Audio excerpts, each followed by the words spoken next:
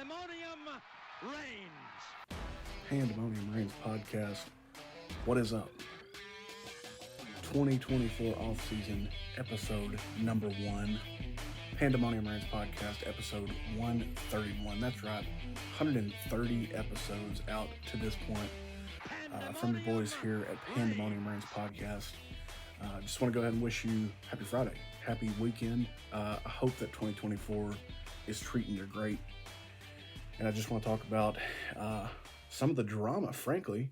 The 2024 offseason is more like a soap opera than anything really that we can put our finger to over the last several years. I mean, there's drama every year, and it's only went up, ticked up since the portal opened, since the threat of NIL killing our sport was dreaded vehemently leading into, I believe, the 2021 offseason there in July when NIL became legal, went live, however you want to word that, whatever you want to phrase that.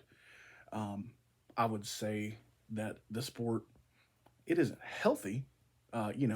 It's living a toxic lifestyle, but it ain't dead. And I don't, frankly, think it's dying either at any pace, at least, even if, no matter the trajectory, maybe going to hell in a handbasket, but still bringing in money, still drawing in eyes. And some of the topics that I just want to touch on today are much of the reason why, eyeballs will be glued to televisions, why butts will be in seats throughout spring, well, at least spring football games. August 31st, I believe, is week 1 for the 2024 season. So, again, butts are going to be in seats. Ticket sales are going to be fine. Obviously, the home experience for many fans has been much more real and doable than the in-stadium experience. Speaking from, going to plenty of Tennessee games, going to a small handful now of, really, games in Bryant-Denny Stadium is all I'll say about that. Road games, other venues, it's just tougher and tougher to get there. There's many reasons why. That's not what today's episode is about, though. Again, calling this off-season episode 1 and just going to run with, what's going on in the sport. And I think that has to start with, it has to start with all things Tuscaloosa, all things Crimson, the subsequent carousel fallout moves at Washington, then at Arizona. San Jose State loses their coach to Arizona. The sport is far-reaching. Moves trickle all the way down. There are some that would say that the guy skinny dipping in the aquarium at Bass Pro there in Alabama is actually the reason that Nick Saban retired. And I can't prove him wrong. I can't prove you wrong if you say that. Can't prove you right. I guess, we'll never really know unless Saban addresses that. Just kidding, of course. But Alabama, Kalen DeBoer putting a staff together, pulling sitting head coaches from Buffalo, a program that has been on a very sharp incline, really, over the past decade. Credit to Danny White for identifying Lance Leipold at Buffalo. That was a big step in their process. And now Alabama pulls their head coach onto their staff. That is bonkers. In more of a, I think this is more of an understandable move. And look, DeBoer has worked with these guys that he's pulling in. DeBoer pulls Kane Womack from the South Alabama head coaching gig, words, to be his defensive coordinator, or at least his co-defensive coordinator. Now, roles are going to be ironed out. Dollars are going to be spent on this staff because I think they have to. They absolutely, they can't afford, to have guys with no Southeastern ties, with that have not recruited the South. And obviously Womack's been in Mobile for a couple of years now. DeBoer and Womack were Indiana's offensive and defensive coordinators, respectively, for a couple of seasons there under Tom Allen. You know what I mean? They've worked together. They are old pals, and now they're in the job of their lives. I mean, whether you want to be the guy that follows the guy or not, you're you're in major roles at the University of Alabama, replacing Nick Saban, and say what you will. But again, I think the only thing that the staff is going to lack at first, and this could be easily, we could be looking at this in a year or two and saying nothing about it, or just flat out giving credit to those guys for their adaptation. Excuse me, cannot talk today. Too early, I guess. For how well they've adapted to life in the SEC, how well they recruit, or I could see, and this is just wild to think about. Let's say the Alabama roster trickles down from 6-star third stringers, and the shape that it's been in, that Georgia's been in, Ohio State lives in this territory, Clemson lived there for a while.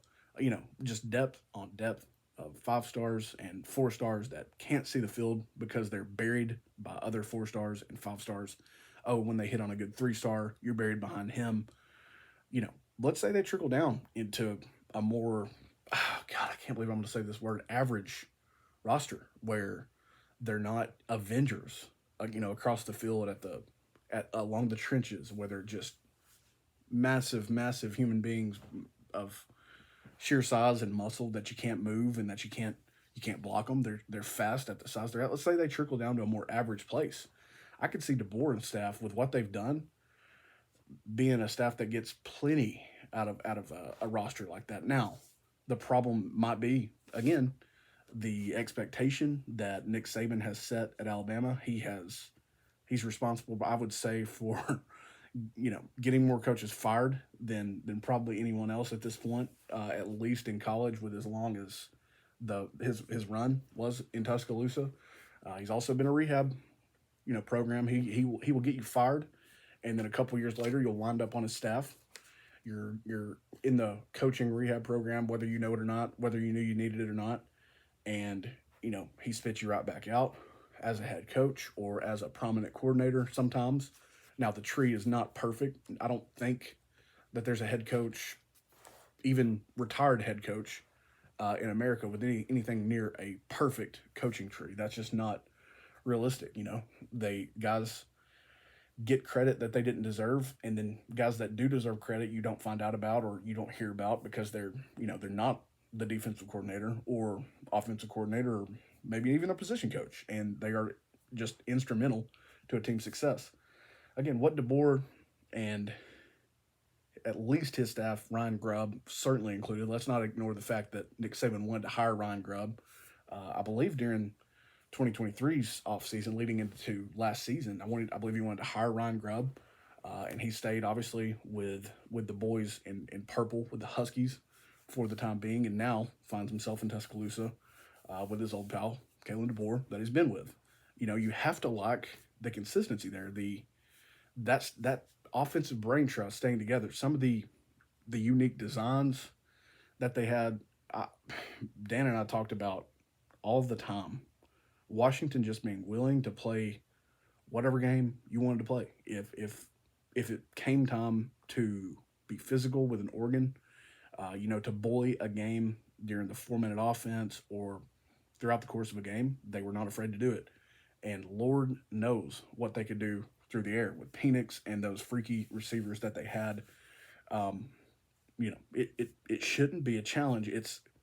I don't think you can make much of it right now, especially with really Isaiah Bond and Amari Niblack being the pass catchers that are leaving the program. I don't think you can make too much of that right now.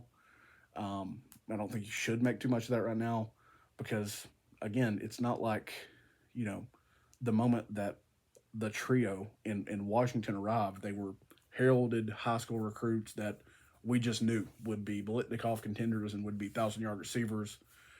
In Dunze's case, my gosh, a 1,500-plus yard receiver, a freak on the field. That staff and the team unit made those guys what they were, the individuals and the groups of offensive minds. Again, the offensive line giving Penix and those guys time to operate in all games, mostly except for the Michigan game, because they didn't have much time in that. I wouldn't make too much of it. I'm sorry. I think the impactful losses, and this is just kind of transitioning into where the sport lies with players being able to leave. When a coach leaves, the 30-day window of the portal opening back up, which is number one a joke because if you follow an account like NCAA Transfer Portal on social media, the guys just enter the portal. Whether they can leave at that time or not, they put their name out there. Or I'm going to leave, whatever. It is. It's a massive societal problem. I would say it's even a world problem with people in general not being willing to tough out situations or wait around and see that, hey, maybe the grass is the greenest where I'm at now, rather than, oh my God, the grass is so much greener over there. I'm going to get a short-term NIL bag now if I leave. I'm going to get a Lambo if I'm Isaiah Bond. How crazy is that? But we got a societal problem. People are not willing to sit it out, to find out if they're in the right place. They just leave and assume they're in the wrong place, or again, the immediate bag or immediate attention, re-recruit. I don't know. It outweighs the process of sticking around, finding out if you're in the right place or not. The portal's going to open right back up after spring.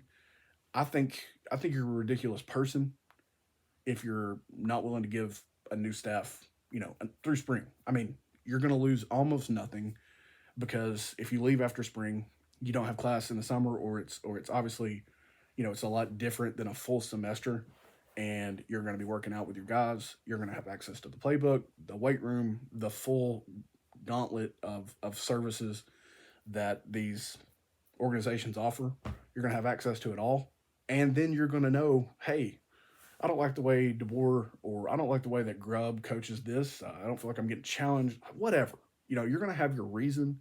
It's going to be more in stone than a guess or a momentary, gotta have it, luring away of a prospect. And I think it's just, again, a massive cultural, societal sport. It is largely a sport problem. I mean, I don't personally know, and I've been in my job for 10 years. I don't know of many people just hopping every year. Now I'm sure there's people that do it, and actually people do benefit from it. I'm not going to ignore that. People benefit from transferring. I'm not ignoring that. But, I think we lose a lot when the instinct is to leave, to be wooed and recruited again, rather than kind of sticking it out, earning it.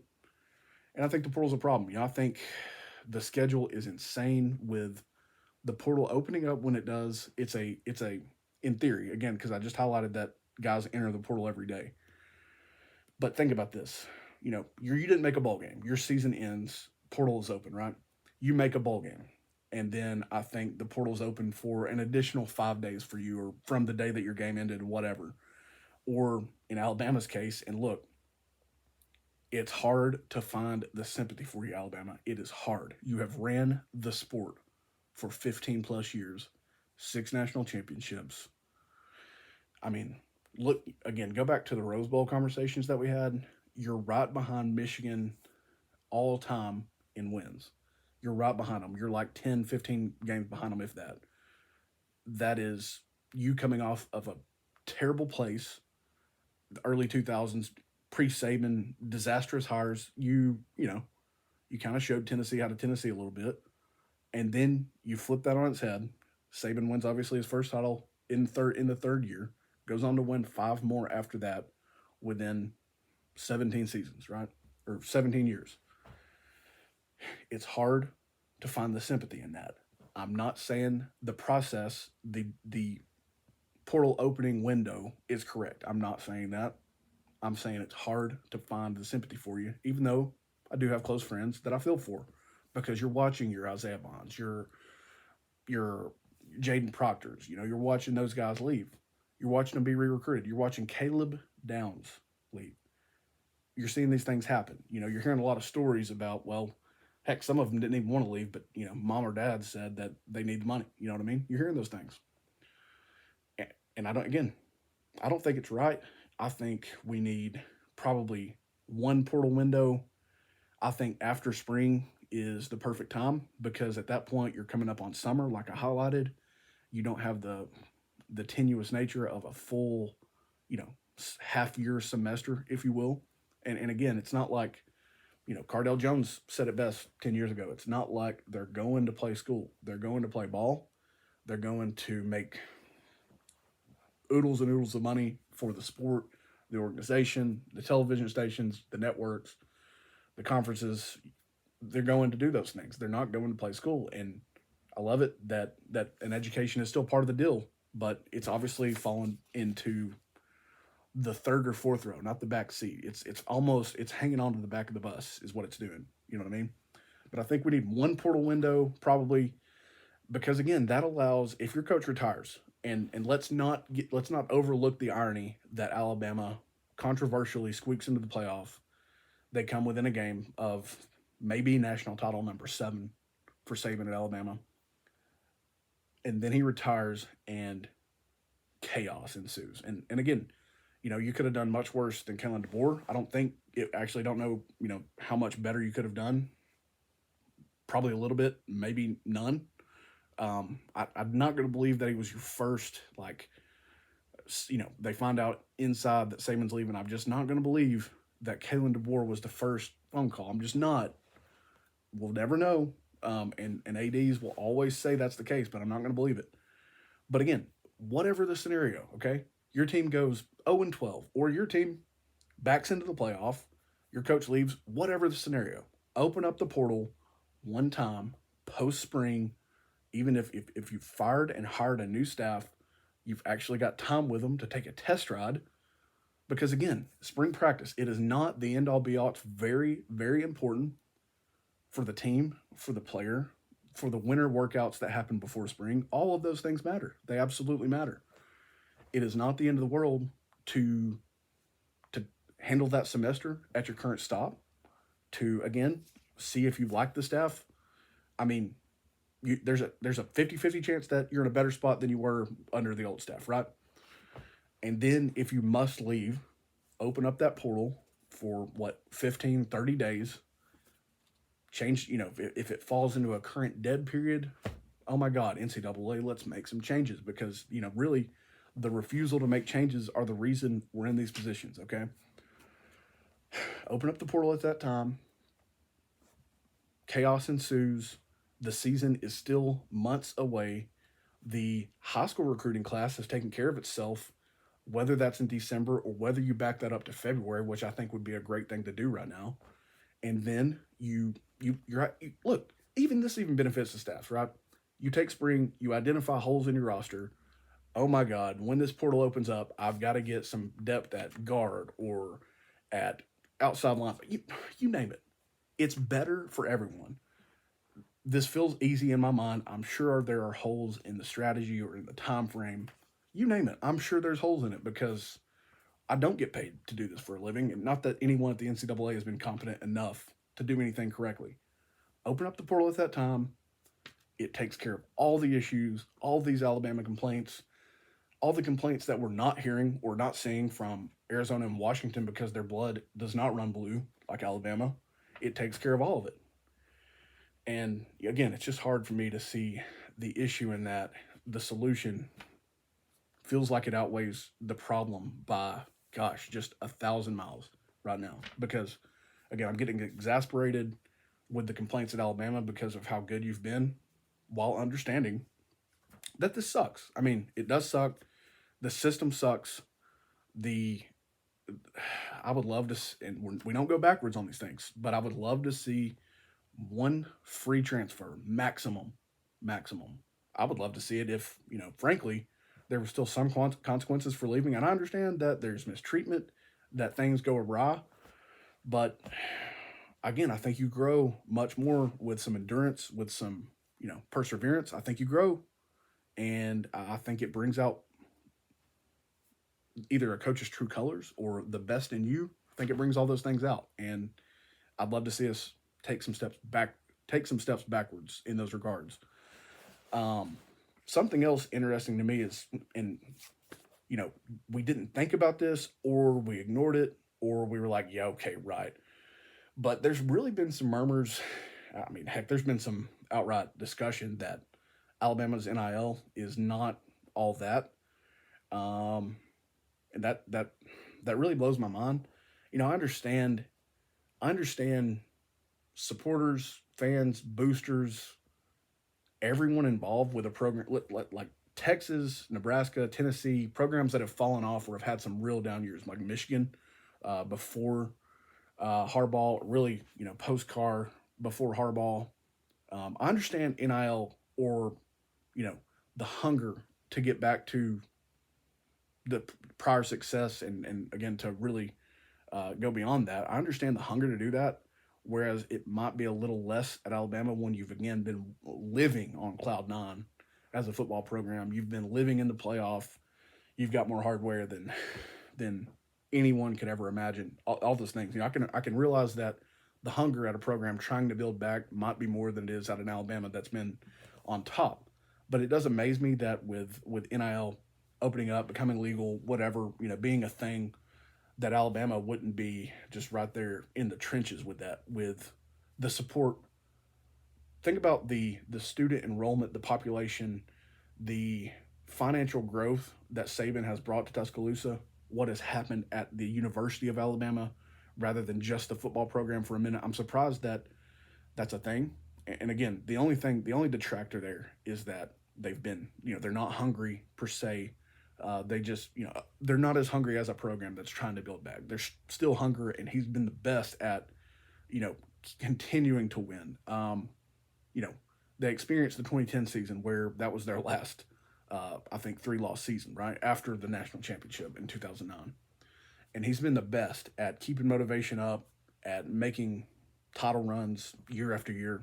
Consistency, it's been unreal. And the only other program we're seeing that out of right now is Georgia. They just went back-to-back. Obviously, prior to this season, they were a dang good team this year. I don't think complacency is what got them this year. I think it was just some injuries, the way that they've filled up the draft and are going to continue to do so, obviously. But, it is surprising to me that Alabama wasn't like, okay, we've been the best, but we're also going to be the best at NIL. And it looks like they've got some steps to take in that regard.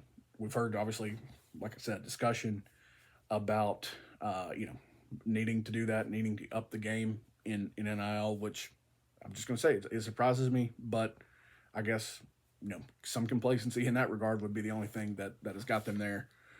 So it'll be interesting to see how they address that, how the support really is for DeBoer. I mean, seriously, all those memes and all those jokes about when Kalen DeBoer or Gerard Mayo with the Patriots, when they lose their first coin toss to start a game, fans are going to be out. I believe that.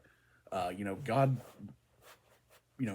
forbid they lose a game in September again or what have you. I can see it fading quickly, but again, I think you did all right. I think you could have done much worse, and I do think there is some patience that's required. I don't think you just, if you want to start the process of firing coaches prematurely or, making rash decisions, be my guest, because again, this has been a cyclical sport. So you're really due for some hard times, but I think you've hired well enough. And if you'll be patient and if you let the guy do his thing, let him, figure it out if he needs more Southern ties on his staff in 2025, or, if he's got to recruit differently, whatever, let him figure it out. I think that's your best bet. And I guess we'll see about the NIL. We'll see if there are any changes because, again, the outcry to the portal, all that, because the outcry from media, from fans has just been next level. And frankly, you never minded when you signed a top 3 class any of the past 15 years. The portal opened up a few years ago and you signed a Jahmyr Gibbs, a Henry To'o, a Jamison Williams. I never saw you complaining then. When in a couple of cases you were taking the team's best player, but I didn't see you complaining then. So we'll see what changes come now that has affected you and has arrived in your city. But I think that's enough off the cuff, just a 20-minute rant, 25-minute rant about Alabama and the portal. I think that'll do for off-season week 1. We've got a long time until the season arrives, even until spring. We're not a million miles away, but it's not just right upon us just yet. When we get more storylines, when we get more scoops about where teams sit, talked obviously about some of the cultural issues that are just prominent, evident that you can see without even digging deep. When you talk about the number of guys that enter the portal, how we still have guys flooding to the portal when so many other guys before them don't get picked up blows my mind. I just read about Quavaris Crouch. He was a massive signing at Tennessee at the time of his commitment that he signed, and I believe he's going to play in 2024, which puts him as like a 5th or a 6th year guy. When everybody, he himself had to absolutely view that he was a NFL player. He had to at the time, I would say. I know we did. He could do it all the time coming in, played some running back, played some linebacker, and I think he's going to play, again, what'll be his 5th or 6th year in college, I believe at an HBCU, which there's nothing wrong with outright, but it is quite the tumble when you talk about, starting out at Tennessee, being highly regarded, going to Michigan State, and then not even playing last year, I don't believe, and then lining up at an HBCU in your 5th or 6th year when you could, when you're viewed as someone that'd be in the NFL at that point. When those things happen, it just makes me sad that these youngsters don't listen to any wisdom, or that they don't have any wisdom in their life, saying, hey, the grass ain't always greener. You might not get picked up. It is what it is, but it just doesn't happen,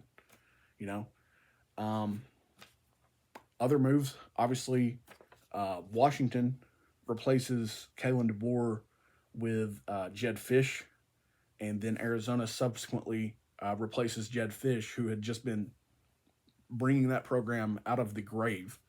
They replace him with Brent Brennan, of San Jose State previously. Brennan and Fish neither actually have a above 500 record at this time, which I think is fine because, again, you look at what Fish was doing at Arizona. I think his first college head coaching gig, right? And he brings them out of the grave. He has them bought in. He has them betting on themselves, and he's doing it with guys that nobody wanted at the time of their signing or their recruitment, what have you. I have to wonder if, Arizona quarterback, what is it? Noah, I cannot pronounce his last name, Fafita. I have to wonder if he'll follow his head coach to Washington because of Washington losing Penix. Washington also loses Will Rogers, which is crazy. My guy, you have got to have a good lead into the job. Portal has a problem. Exhibit 9 million B. They lose another prospect who I believe would be a redshirt freshman or a true sophomore this year, and he follows DeBoer to Alabama. They lose 3 quarterbacks, 2 of which never played for them, right? Because Penix had that job on lock. So I have to wonder if a guy like Noah follows Jed Fish to Washington, what they'll do at the quarterback position, how they'll transition to the Big Ten. Man, I would have had trouble if DeBoer stayed in Washington. I would have had trouble trusting him going to the Big Ten. Playing a different brand of football as a conference, entering a different brand of a conference than the Pac-12 and what they've been, even though it's better than many years in the past. I'd be looking at it sideways if DeBoer was there. I'm really going to be looking at it sideways with the portal opening up, Washington losing. I think more, obviously what they lose to the NFL ranks is going to hurt badly, but they're losing offensive line pieces. They're losing, I've seen a safety, a starting corner. They're losing so much. They lose their offensive masterminds in DeBoer and Grubb, So I'd be looking at him sideways if he was staying in Washington. But now it's Jed Fish. Not that I've got anything against Jed Fish, but again, this man hasn't had anything but an uphill climb since becoming a college head coach. He's done good work before, but I've got no expectations for Washington. I mean, 7-8 wins might be impressive for what they're going to lose because, again, Alabama, so what? They lose 20, 30 players to the portal or the draft or both. They've got depth on depth. They have an opinion of them, as via prospects, via high school coaches, that is just different than Washington right now. And I at least think that DeBoer is a good dude, and he's going to be able to build relationships. I think he's done that.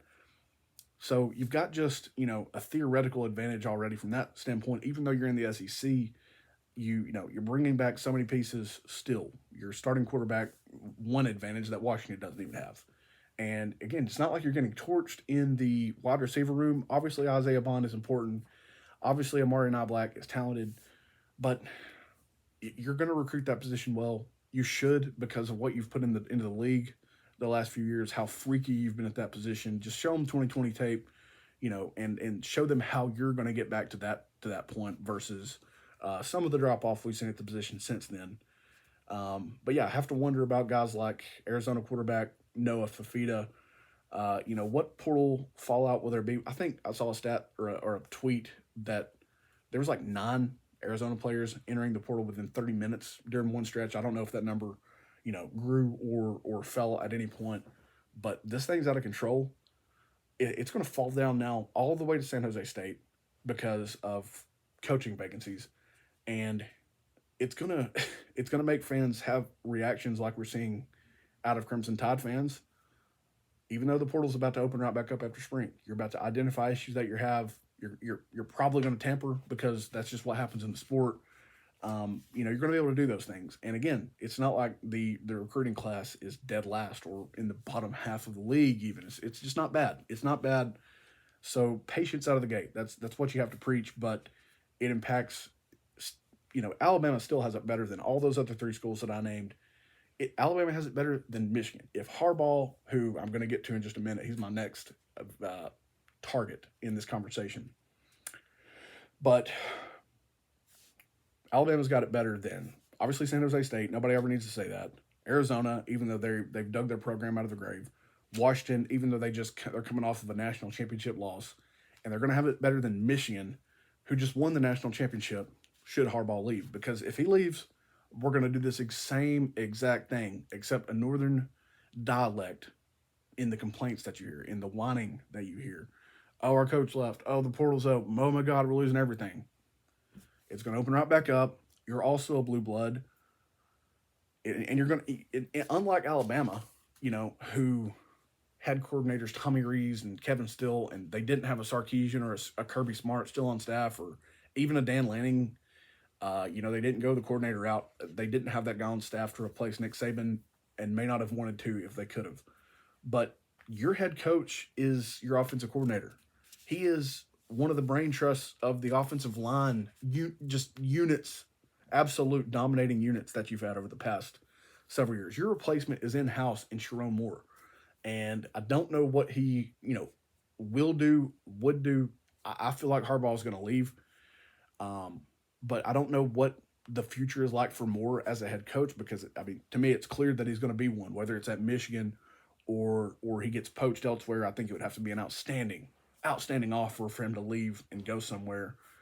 But look, he coached 6 games, I believe, this year. They might have divvied around and spread out the duties there when Harbaugh was initially suspended in the year, partially because of how unfortunate the scheduling was for Michigan.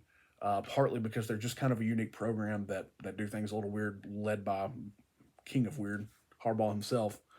But again, your replacement is there if he leaves. Again, I think Harbaugh's going to leave at this moment.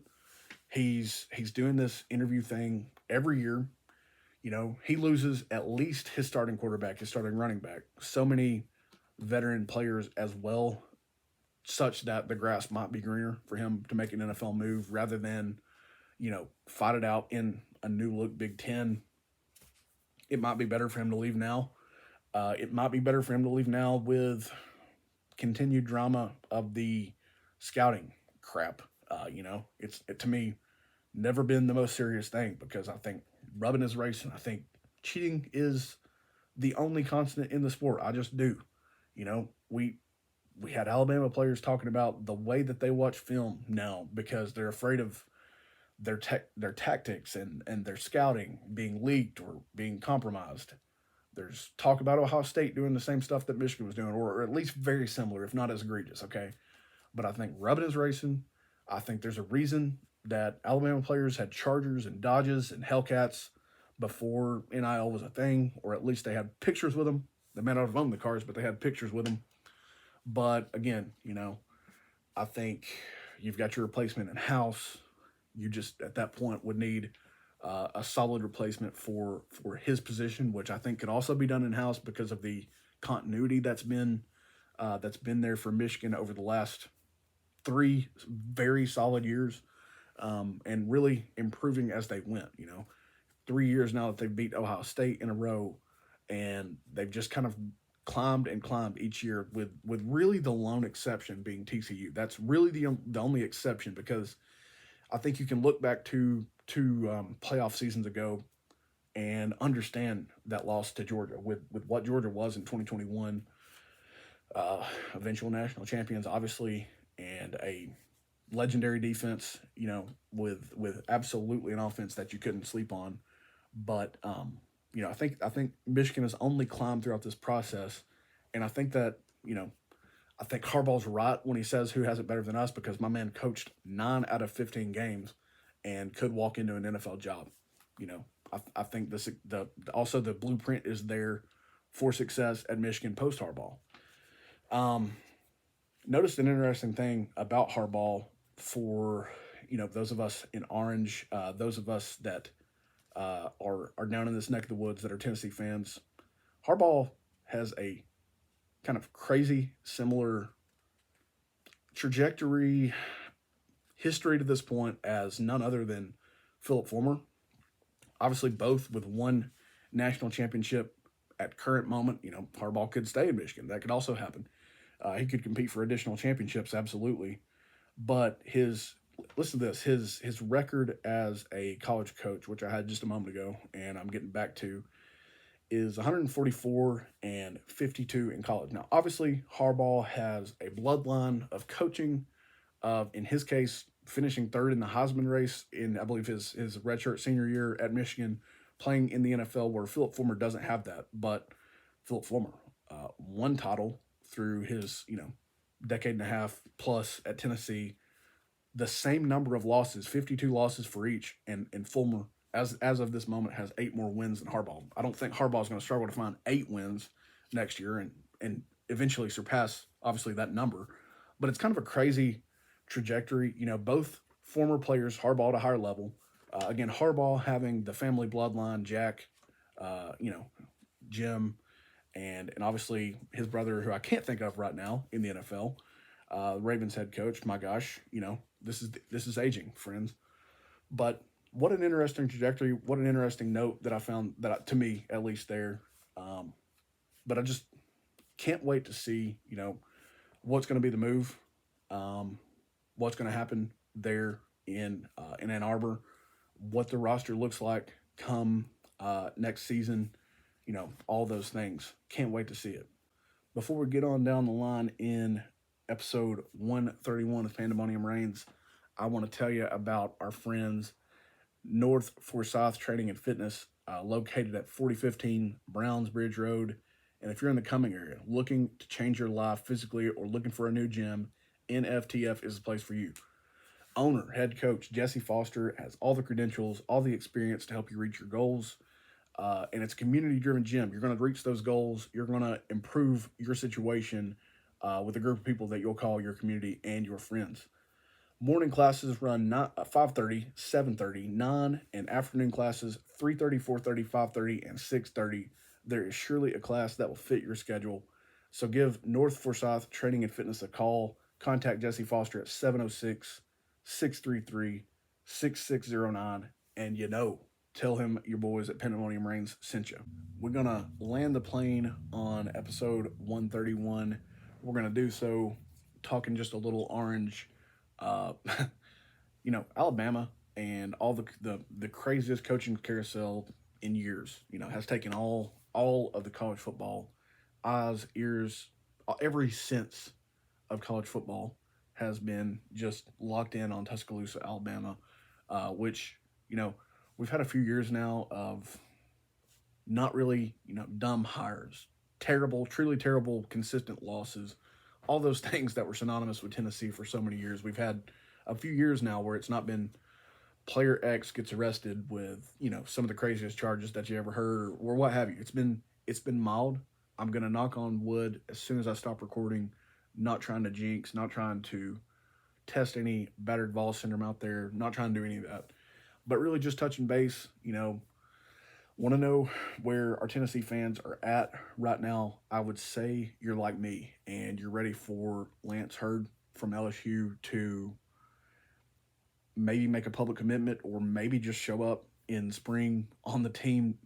Zero public comments. We've heard people say like Austin Price and depending on who you listen to, where you get your news, that he's not a very talkative kid, I guess, which I love if he's someone that lets his game do the talking, if he's someone that just shows up, and with his cousin or brother, whatever Jeremiah's heard is in relation to him, and says, I'm going to play with my family. This is going to be my new home, and I'm going to let the talk come on the field. Would love that. Would also not really hate, again, a public commitment. Let's show me some assurance that we're adding the depth that we need. I do think Tennessee's made contact as well with one of the guards from the Washington offensive line, and I think that would just, I think tackle, guard, maybe, well, I don't know. I don't know if you can do any additional defensive backs with the three that you've brought in from, Temple, MTSU, and Oregon State. I don't know that you're doing another defensive back. I don't think you're doing another receiver unless you just have your eyes locked on someone. I think it's all offensive line. I know they would love to add a quarterback, but I just don't see anyone that would come in when you've got Nico, who looks great. You've got Gaston Moore, who's been the backup for half a decade, seemingly. You've got young Jake Merklinger, who is going to look to compete in the future. If I could talk this morning, I just don't think a quarterback's very doable, but I'm sure you can find a preferred walk-on or some type of depth somewhere if you really, really look. So I don't think it's receiver. I don't see a need for. I don't see a running back fitting very well either with all the bodies, and then just some of the competition that's taken place there over the course of the season. That's going to definitely take place there in the spring. Maybe a linebacker. I don't know. Obviously, there's also talk about a Stanford defensive tackle that is visiting as well. So I think a defensive tackle, great. Washington offensive guard, sign me up. I don't even need to know his name. I don't need to know anything else. I need a guard. I need a tackle. Minimum. I need more, preferably, but minimum, I need those things. And frankly, just let the portal, handle itself from here on out.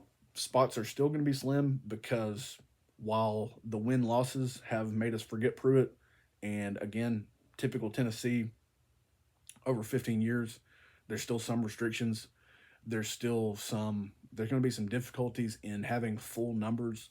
85-man numbers is what I'm saying, obviously, and it's still going to be spread out over at least the next 2 seasons, if not, beyond that. I can't remember because I don't want to think about those things on the regular as a Tennessee fan. I want to move past them.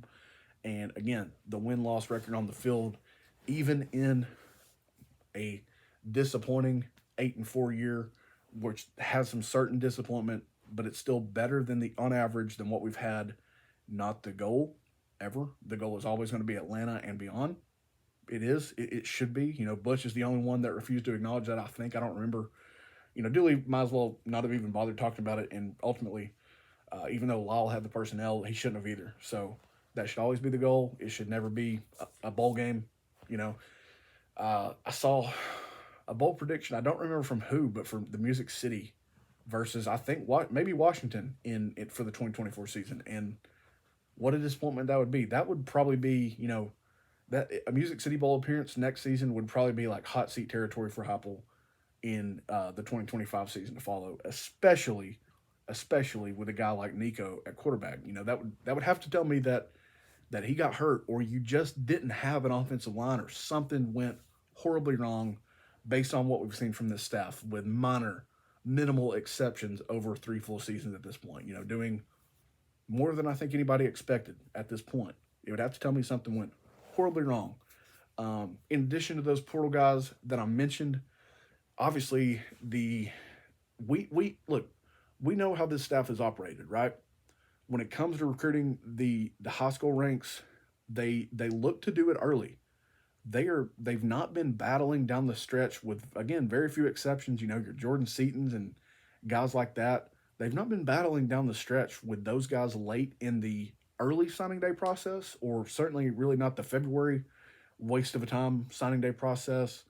The work has been done over the summer. The class has been really, really built over summers with Hopland, those guys. And I think that's something that might need to be certainly looked at, if not tweaked outright, as the tenure progresses for these guys, and as they really continue to live life and experience life in the SEC. I think you've got to be in those late battles, and you've got to be battling for the very, very top prospects throughout, not just, hey, our season started, we'll get back to this in the offseason. I'm not saying that's the process. I'm just saying they do the heavy lifting in the non-football on the field wins and loss months. Obviously we have visitors. Obviously contact has to be had just for these guys to even be mentioning Tennessee close to signing day when they're not committed. I'm not saying any of those things. I'm just saying we got to look at tweaks. We've got to do a few things better to reach further goals. I don't think anyone is interested in being complacent. I don't think Hopple is interested in being complacent. National championship player, Heisman finalist player, not a shabby coach at all. I mean, not a bad coach at all to this point of his career, whether that's coordinating or head coaching to this point. I don't think he's interested in complacency, but shifting to the high school ranks, I think one of the most important things that can happen is getting George McIntyre to go verbal as soon as possible. Again, depending on who you listen to, if you listen to Austin Price here or there, I heard him say that literally this winter storm weather crap that can simply go back to Antarctica at this point, ready for it to move on, has prevented George from making an announcement at his school. And I get that. I get the putting on of the hat, you're with your friends, your peers in your student body, you're in the gymnasium, you're in the cafeteria, and you're putting on the hat. I get it. I would probably want to do the same thing. I've never been close to that position. I can't even imagine what I'd want to do. But that's something that needs to happen very soon. It seems like one of the worst kept secrets at this point that George McIntyre will be of all. And I think that's because of LSU. It was down to LSU and Alabama and Tennessee, right? LSU gets Bryce Underwood to commit to their program. So that leaves you really, I wouldn't envision him going to compete with Bryce Underwood. Could happen, obviously. But I envision him, seeing himself as the guy after a Nico or after maybe Julian Sayin at Alabama or whoever Alabama has at a given time. That's what I envision for a guy like McIntyre and what, quarterbacks tend to do these days, because that position maintains less depth than any other. But I think he's important. You obviously, Tennessee's not going to reach program goals only under Nico Iamaleava. You've got to capitalize, like we've been saying for a long time now, with the 2 to 3, 4 years that you get out of Nico. 4 years at this point feels like a stretch and a surprise. You've got to get your next one in the boat. I'm not discounting George Merklinger. I think that Hopple can work with most any quarterback. He just got the best ball, on a full season basis that Joe Milton's ever played. Hendon Hooker reached heights that he didn't come close to really at Virginia Tech, whether it was a combination of the personnel or the poor coaching at Virginia Tech at times. I think that Hopple can work with a guy like Merklinger. Obviously, I think he can do amazing things with someone like that. But you've got to get a prospect like McIntyre in the boat because of the importance of his name with other players in Tennessee, with receivers and offensive linemen around the country that are going to want to block and catch footballs from this guy. And you've got to get the momentum rolling, obviously, because the 2025 class is now the next one, and that devastates my brain.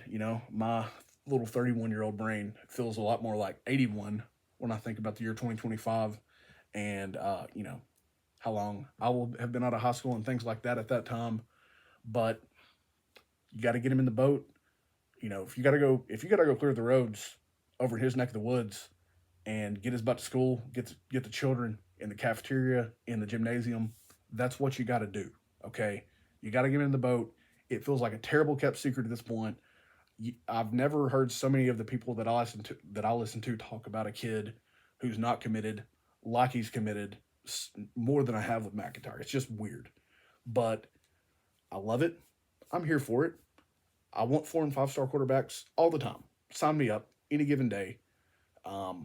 Tennessee didn't get, the huge boost, certainly in Nico's class. Maybe it helped with a guy like Mike Matthews or Bray Staley.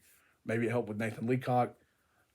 Highly thought of receivers, but you've got to have guys like that, again, offensive linemen are going to want to block for, that receivers are going to want to catch the ball from, that defenders are going to want to go say, hey, I'm going to go get the ball back for that guy when he's throwing touchdowns and running them, as Nico has done a little more of early in his career, obviously. It's just important. You've got to have it. Cornerstones, really, of the class, and certainly when they rank as well as Nico did, as well as it looks like George McIntyre could rank when it's all said and done. Not that the ranking is going to matter when their careers on the field start, but it matters now. They have pull with their peers in the class, and you just got to have it. You just have to have it. Much like we need you to have this episode of Pandemonium Reigns, much like we need you to like, follow, share, subscribe to us on the YouTubes and everywhere you get your podcast if you've not done it.